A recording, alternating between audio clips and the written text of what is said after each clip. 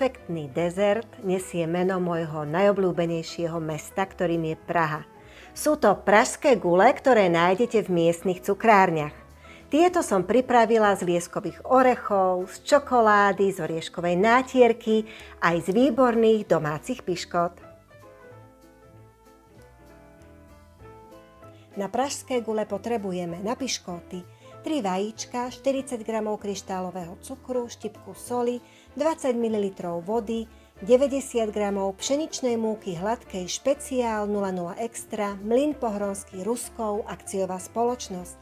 Na krém 50 ml smotany na šľahanie 33%, 50 g mliečnej čokolády, 50 g orieškovej nátierky. Na cukrový rozvar 100 ml vody, 300 g kryštálového cukru, 150 g nasekaných lieskovcov. Na polevu 400 g mliečnej čokolády, 100 g kokosového oleja. Najskôr si pripravíme domáce piškóty, ktoré budú tvoriť základ nášho dezertu. Vajíčka oddelíme na žltky a bielky.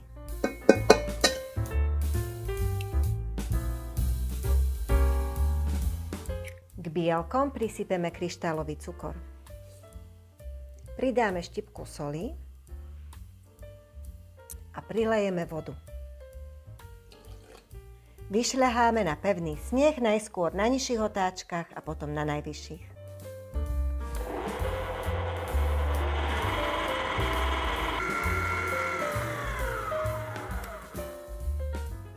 Sneh je vyšľahaný úplne do pevna, pozrite, krásne drží. Teraz k nemu primiešame zľahka žltky. Teraz rýchlo pridám kvalitnú hladkú múku. Ja používam pšeničnú múku hladkú špeciál 00 extra od spoločnosti Mlyn Pohronský Ruskov AS.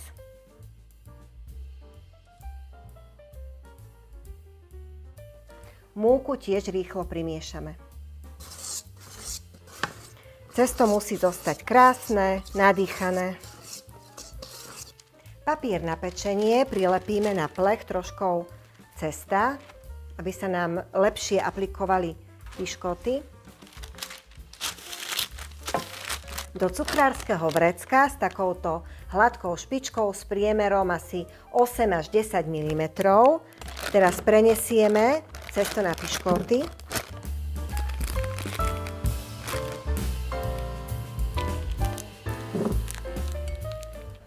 Vrecko zatočíme.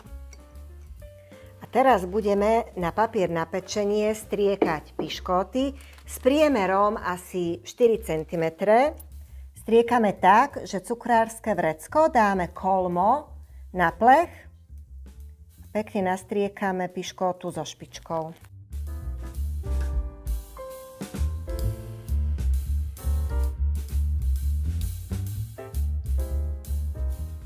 Z tejto dávky cesta nám vyjde asi 28 piškot.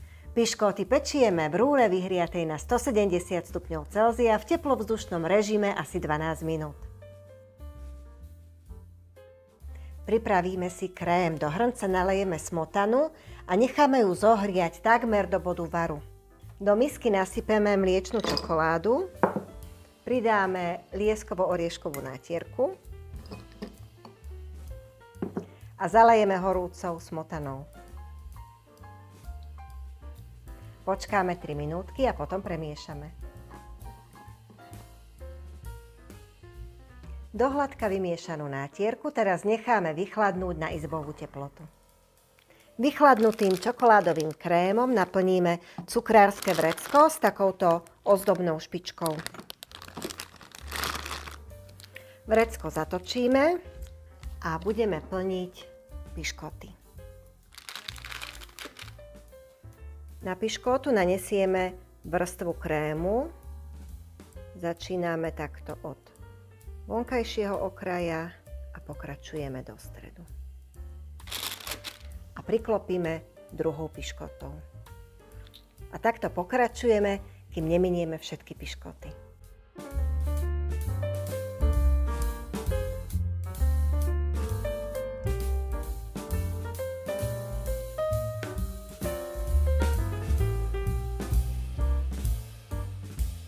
Na cukrový rozvar do menšieho a vyššieho hrnčeka nalejeme vodu a prisypeme kryštálový cukor.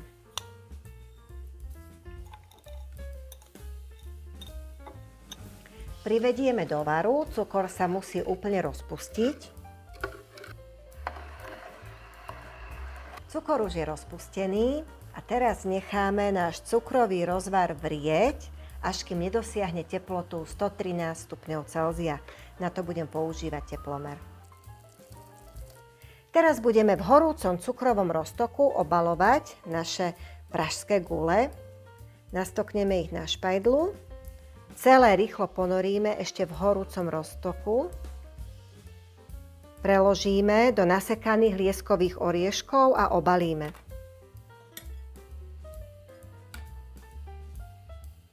Podľa pôvodnej receptúry na pražské gule sa majú obalovať v nesolených a nepražených arašinoch.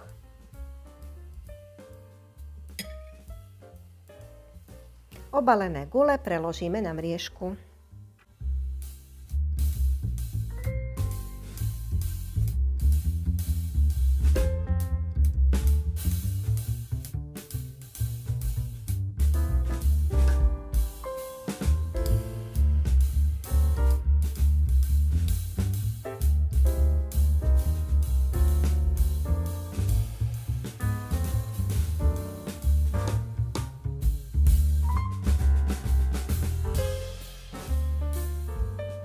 Čokoládu som si roztopila nad vodným kúpeľom, kým je ešte teplá, do nej pridám kokosový tuk a nechám ho roztopiť.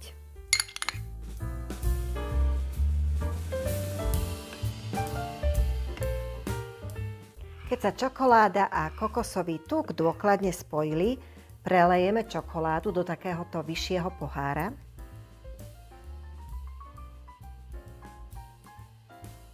No a teraz nás čaká už posledný krok prípravy pražských gulí. Nastokneme ich po jednom na špajdlu. Ponoríme do čokoládovej polevy.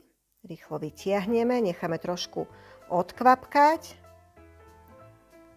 a preložíme na mriežku.